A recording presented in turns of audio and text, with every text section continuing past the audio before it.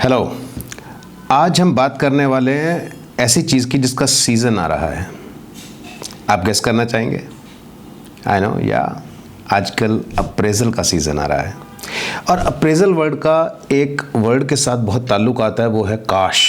कुछ लिंकेज लग रहा है इसका? मैं आपको इसका लिंकेज बताता हूँ कि अप्रेजल वर्ड का काश वर्ड से क्या ताल्लुक़ आता है। जब भी अप्रेजल ख़त्म हो जाता है उसके बाद ये वर्ड आपके जहन में चला जाता है, काश मैंने ऐसा कर दिया होता, काश मैंने प्रमोशन के लिए बोल दिया होता, काश मैंने रेज़ के लिए और थोड़ा सा एफर्ट किया होता, काश मैंने ये किया होता, काश मैंने वो किया होता। तो जैसे ही अप्रेजल ख़त्म हो जाता है, लेटर आ जाता है, ये काश वर्ड बस काश ही बन के रह जाता है। तो और ये क्यों बन के रह जाता है? क्योंकि आप लोग इतना मशरूफ़ होते हो अपने काम के अंदर कि अप्रेजल भरते टाइम आप जो ड्यू डिलीजेंस करनी चाहिए वो नहीं कर पाते। एंड कुछ लोग ये सोचते हैं कि हर साल 5-10% ही आना है, तो काहे को इतना दिमाग का दही किया जाए। सो इट्स बेटर के चलने दो, जो हो रहा है होने दो। So they are resign to that particular circumstances. But ऐसा नहीं है। आई थिंक अप्रेजल के सीज़न में हमें अप्रेजल को बहुत अच्छे से अपने करियर की प्रोग्रेशन के लिए यूज़ करना चाहिए। So what happened is that when I was taking a lot of sessions in the corporates and I bumped into a lot of corporate professionals, so I was having a conversation with a couple of people and then all these questions came up. तो किसी ने मेरे से पूछा कि क्या हमें promotion मांगनी चाहिए अप्रेजल के अंदर? Now that's a very tricky question that needs a thought. क्या हमें स्पेसिफाई करना चाहिए रेज? सो ऐसे करके मेरे पास काफ़ी सारे क्वेश्चन इकट्ठे हो गए। Then I picked up top few questions and I thought कि ये क्वेश्चन उन लोगों के ही नहीं हैं, ये आप सबके भी हैं। तो let me try to do the justice to all those questions with some answers over here in the video so that you get to know the appraisal dynamics and appraisal mechanism, ताकि आप इस season के अंदर थोड़े से फूल खिला सके। So let's take up the first question. पहला क्वेश्चन है कि should I ask for the promotion, और अगर हाँ तो कैसे? How should I talk about my promotion by myself? Now that's a very good question and the answer lies in the fact that बहुत से लोग सोचते हैं कि प्रमोशन जो है ना उनके पास्ट वर्क परफॉर्मेंस का कंक्लूजन है और उसका नेचुरल रिजल्ट है। ऐसा बिल्कुल भी नहीं है। So promotion is a culmination of so many factors coming together.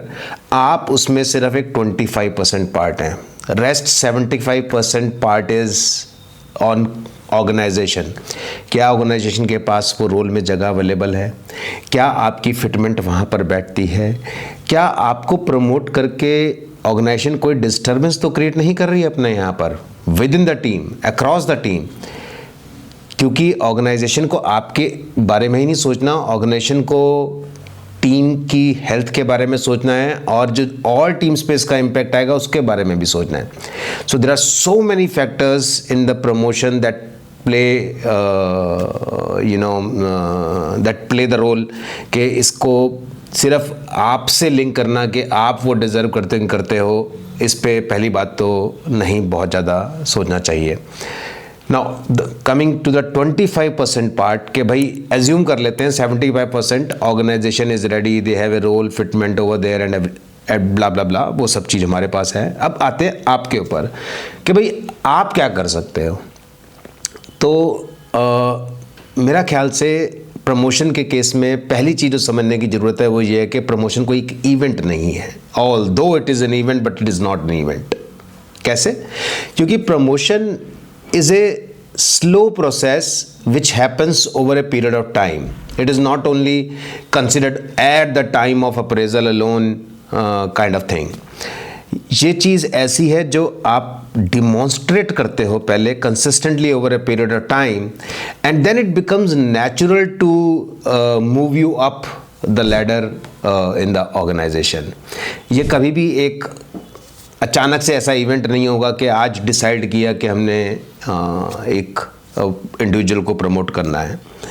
It's a very slow process और आपको अपने एक्शन से और उनकी आउटकम से धीरे धीरे ये प्रूव करना पड़ता है कि you are capable, independent enough to take on that next role. जब आप ये डेमोन्स्ट्रेट कर लेते हो consistently over a period of time, and then time period is at least 6 months, जब आप ये कर लेते हो then you become liable to ask for it. तब आप वो हक लेते हो जाके मैनेजमेंट के सामने, अपने बॉस के सामने, किसी के सामने बोलने का कि I would like to consider for the promotion. And I think that's the most logical and right way to proceed towards it. तो पहले डिमॉन्स्ट्रेट करो and then ask for it.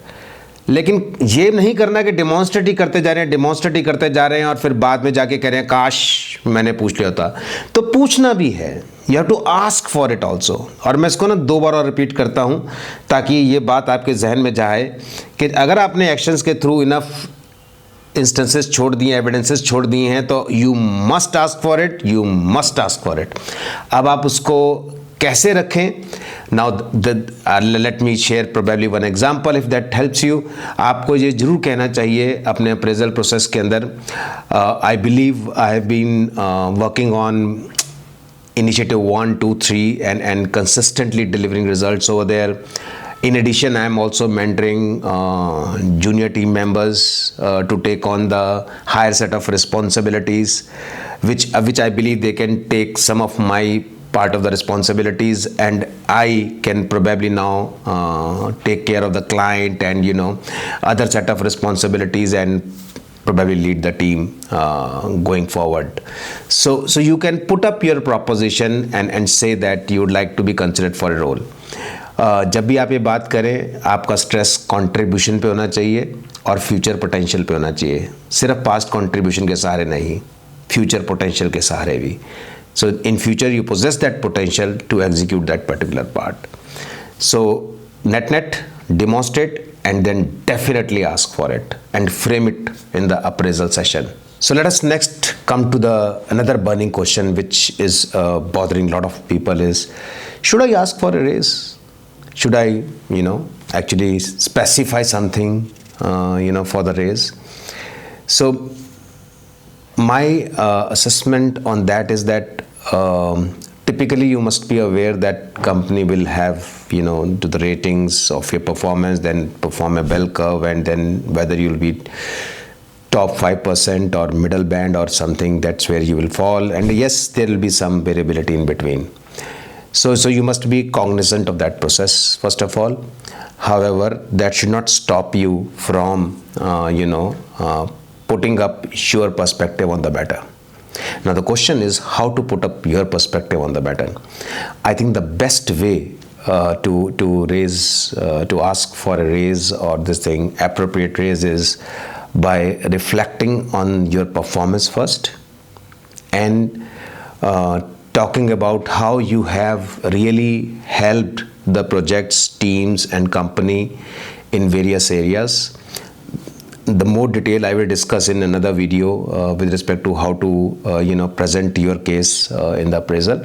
But you must harp on your past performance, future potential, and for the raise piece you can of course make some references to the benchmarks, because normally when companies do the exercise of deciding the raise, they look at the impact that you have made and the potential you have, and along with that they want to keep themselves aligned with the market. With your experience and your skills, they would like to keep themselves aligned with the market.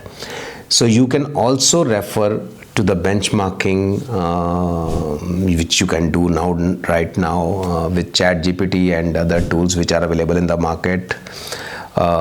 Ambition, there are many forums where you can go and check out the average salary or median salary of the people and the top performer salary of the people in your role and area, and you can certainly make a reference to that so that your boss and your company look at it from the point of view of market as well.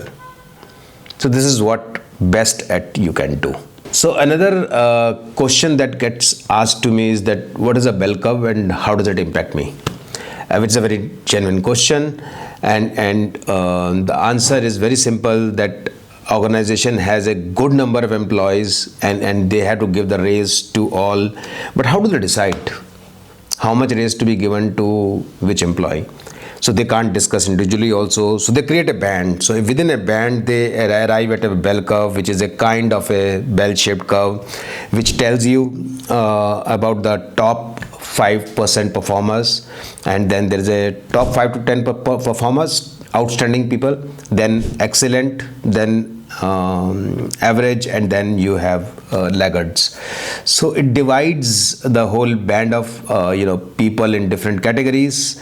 So let's say there are 20 people, then there will be 3 to 4 top performers, and then 13-14 people will be falling under the average and above average category, and then 3 or 4 people might be kind of below par performers.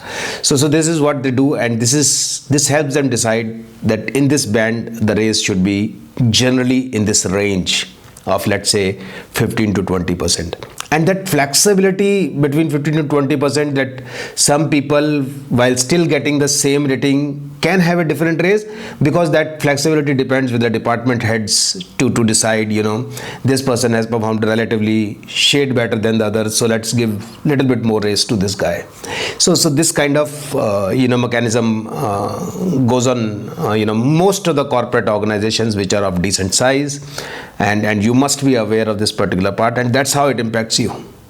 So your department head may have a little flexibility to move your case unless you are the top performer. So our effort should be that we present our case in such a manner that we are one of the members of the top performers. That's the only message I have for the bell curve.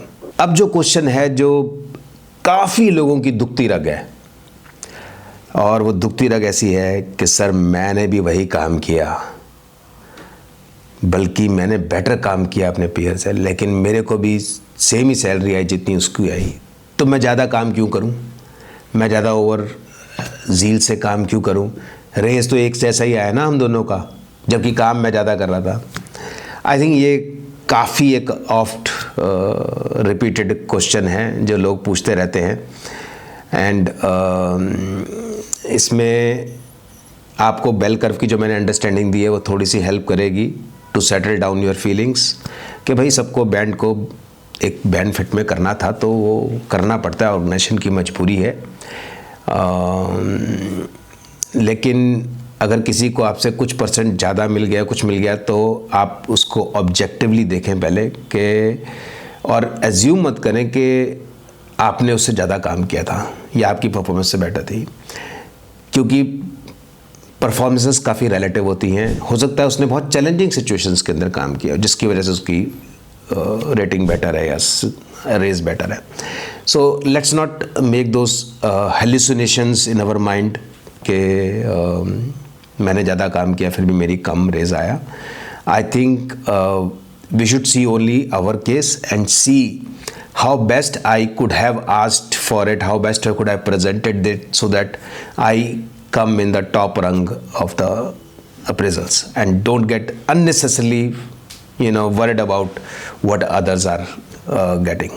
I know it does affect, but try to be mature about it and focus on your part. That will be the only advice from my side. फिर एक question है कि वो भी caste category का ही है कि मेरे साथ जो रेटिंग डिस्कस हुई थी उससे एक लोअर रेटिंग मेरे को आई है। Of course bell curve had played the role and God knows what happens in between, but fact of the matter is कि मेरी रेटिंग लोअर आई है, तो क्या मुझे कंसर्न रेज करना चाहिए या नहीं करना चाहिए, कैसे इसको हैंडल करना चाहिए।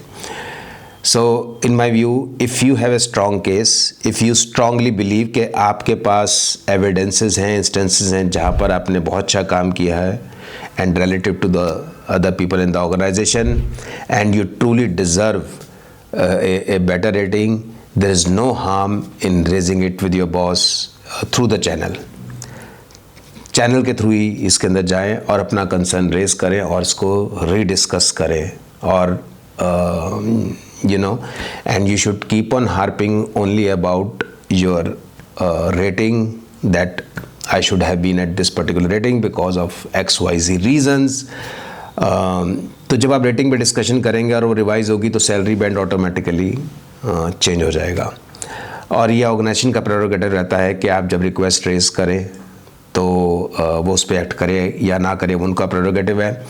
लेकिन आपके लिए इसमें एक लेसन जरूर छुपा हुआ है कि नेक्स्ट टाइम जब अप्रेजल साइकिल आए तो आपको प्रॉपर मेहनत के साथ और उसके साथ काम करना है, which I will take it up in separate video how to do that.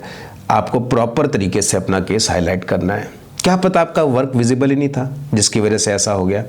So there could be several factors around it. So अगर कंसर्न रेज करके आपका प्रॉब्लम सॉल्व होता है तो बहुत बढ़िया, otherwise take a learning from this particular exercise of this year and work hard for the next time. So that's the session.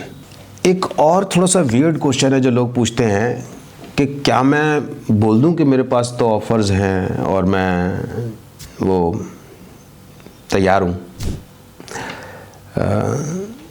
तो मेरा कहना ये है कि I don't think we should use threats or you know couched dhamkis to you know get what we want. That's not taken in a very right spirit in the organization. Rather, you are giving the organization an opportunity to create the backup for you and not entrust you with more responsibilities. तो आप अपने आप को बहुत risk पे डाल रहे हैं अगर आपके पास कोई बैकअप प्लान नहीं है तो in my view you should never ever press for you know I have another offer and companies are chasing me or something of that sort. We should not get into that particular part because अगर आपको ऐसा है भी तो आप अपना चुपचाप अलग से अप्लाई करें, अलग से ऑफ़र लेटर लेके आएँ, जो करें तो फिर वो बात करें। लेकिन इसकी धमकी देके अगर आप सोच रहे हैं तो it's like getting putting the gun on the head. That is the message you are giving to the other your boss and other organisation members. So let's not do that, that's not a good practice. So now coming, I hope all these answers were helpful in terms of giving you the perspective on the appraisal process. Or in case you like the answers, kindly hit the like and subscribe button. And if you have any of your questions related to the appraisal process, don't shy away. Just put it in the comment box or directly message me. I will try to answer those questions, in the next videos somewhere down the line. Thank you very much.